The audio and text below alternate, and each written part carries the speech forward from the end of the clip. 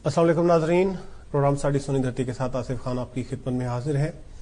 नाजरीन, अक्सर हम इस प्रोग्राम में पाकिस्तान के करंट अफेयर्स के हवाले से बात करते हैं, लेकिन आज हमारा एक डिफरेंट सब्जेक्ट है। पाकिस्तान में अगरचे पाकिस्तान की जो ज़िंदगी रही है उसमें काफ़ी सियासी तौर पर प्रॉब्लम रहे हैं, लेकिन पाकिस्तान के अंदर ऐसे लोग भी हमारी इस धरती ने पैदा किए हैं जिन्होंने अपने मुल्क के हवाले से, मुल्क के इश्यूज़ के हवाले से बहुत अच्छे काम किए हैं। और आज हम इस हवाले से बात करेंगे पाकिस्तान के एक मायनाज सियासतदान असगर खान, जो कि तहरीक इस्तिकलाल के बानी चेयरमैन भी रहे हैं। उन्होंने पाकिस्तान में बहुत काम किया है, सियासी हवाले से भी उनकी काफ़ी खिदमत हैं। उसके बाद उनके जो बेटे थे उमर असगर खान, उन्होंने पाकिस्तान में एक तंजीम की बुनियाद रखी और समाजी हवाले से उन्होंने काफ़ी काम किया। इस तंजीम का नाम है संगी फाउंडेशन, संगी जो कि हिंदको ज़बान का लफ्ज़ है जिसका मतलब है दोस्त।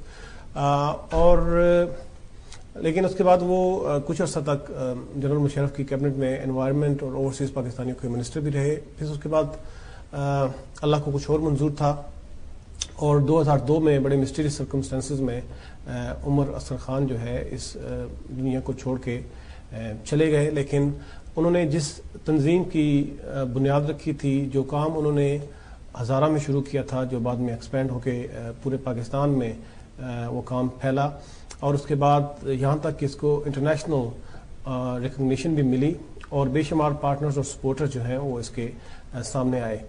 नाजरीन, इस तंजीम का बुनियादी काम जो है वो लोगों को एम्पावर करना है, लोगों को एक आवाज़ देना है, उनके अंदर एक जो सियासी सोच है उसमें पुख्तगी लाना है और लोगों को इस काबिल बनाना है कि वो अपने हकूक़ के लिए ख़ुद आवाज़ उठा सकें और उनकी सियासी जो पॉलिटिकल सोच उसमें मैच्योरिटी हो, ताकि वो अपने लिए, अपने राइट्स के लिए वो डिमांड कर सकें। ये सारी बातें जो हैं ये इस तंजीम ने इसका बेड़ा उठाया और उमर असगर खान के बाद इस तंजीम को जो है अब जो एग्जीक्यूटिव डायरेक्टर हैं इस तंजीम की समीना उमर असगर खान, वो अब इसको चला रही हैं और इस तंजीम की शाखें ना सिर्फ हज़ारा डिवीज़न में बल्कि इसका काम जो है वो पूरे पाकिस्तान में आहिस्ता आहिस्ता एक्सपेंड हो रहा है। तो आज हम इस हवाले से बात करेंगे और हमारे स्टूडियोज़ में मौजूद हैं समीना उमर असगर खान, जो कि एग्जीक्यूटिव डायरेक्टर हैं संगी फाउंडेशन की। अस्सलाम वालेकुम। वालेकुम सलाम। सबसे पहले समीना, आपको खुशामदीद कहता हूँ यहाँ हमारे स्टूडियोज़ में। सबसे पहले ये बताइए कि 2002 में जून में उमर असगर खान साहब की इस दुनिया से जाने के बाद आपने इस काम को जो है स्टेयर हेड किया, तो किस तरह की मुश्किलात आपको पेश आई? जी, पहले मैं आपको इसमें करेक्ट करना चाह रही हूँ।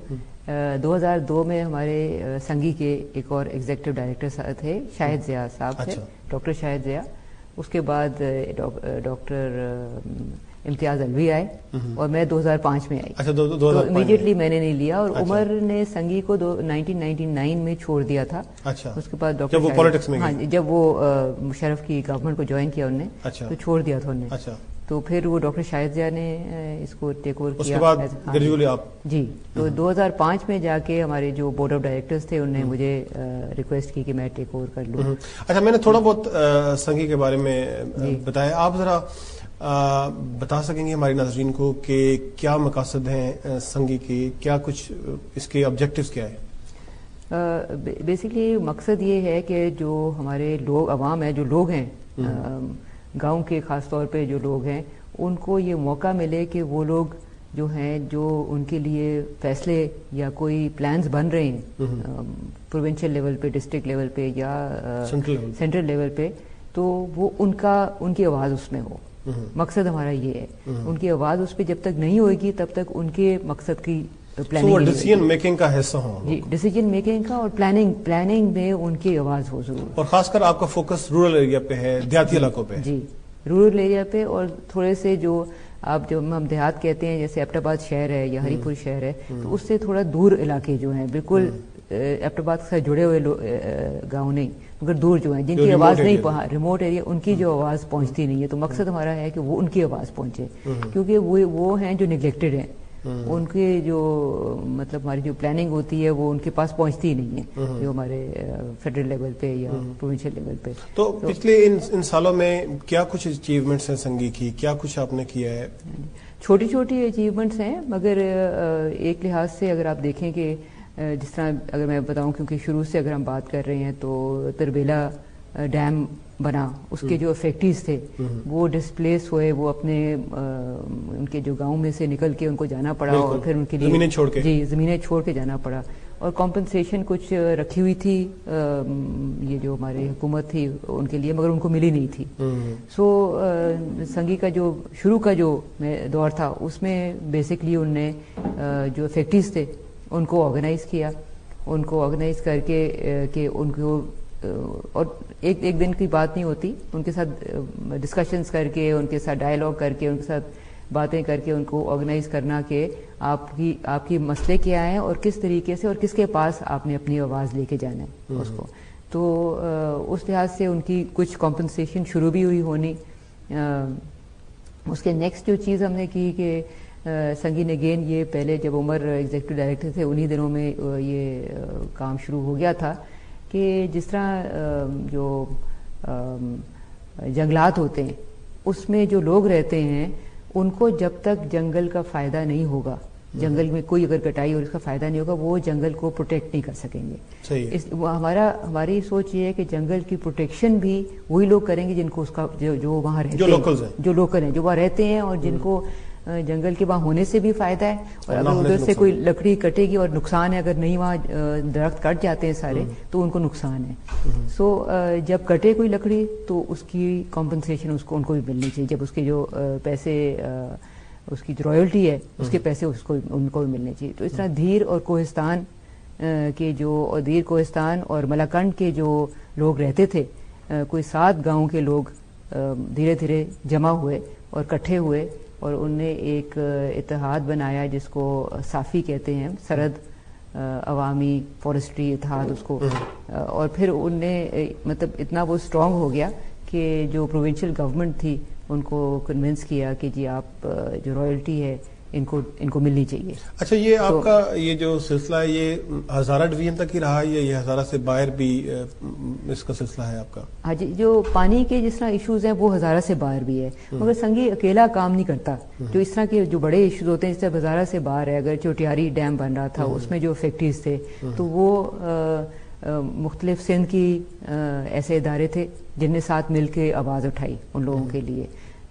پھر یہ جو کنالز بنی ہیں, جو یہ کہتے ہیں کو لیفٹ بینک, جو کنال جس میں کئیوں میں جس طرح کہتے ہیں پانی ایسا ہے جو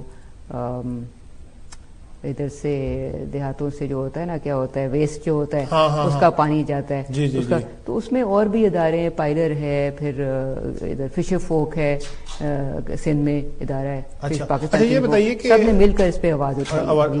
گورنمنٹ کے جو ادارے ہیں, سینٹرل گورنمنٹ, پروفیشنل گورنمنٹ اور اس کے علاوہ لوکل گورنمنٹ سے, کیا یہ آپ کو ایز اے پارٹنر کے طور پہ آپ کے ساتھ کام کرتے ہیں یا سمجھتے ہیں کہ یہ ہمارے لیے کوئی تھریٹ ہے یا یہ لوگوں کو ہمارے ایک طرح کے ٹربل کاز کر رہے ہیں ہمارے لیے؟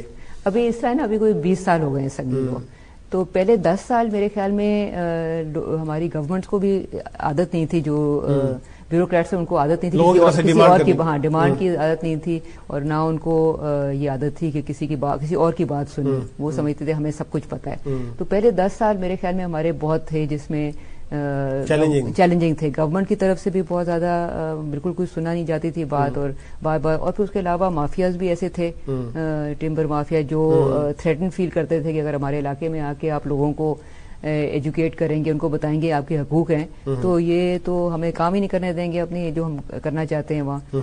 سو وہ بھی کافی تھریٹننگ اس حد تک تھا کہ ایک ٹائم پہ بٹگرام میں ہمارا آفس تھا, تو ہر جمعے والے دن ہمیں آفس کو بند کرنا پڑتا تھا, کیونکہ جو ہمارے ملا ہیں وہ بھی اس طرح کے مافیا کے ساتھ ملے ہوتے ہیں, کیونکہ وہ پے کرتے ہیں ان کو. تو وہاں سے اعلان ہوتا تھا مسجد سے کہ آج جا کے سنگی کے دفتر کو جلائیں گے ہم جا کے.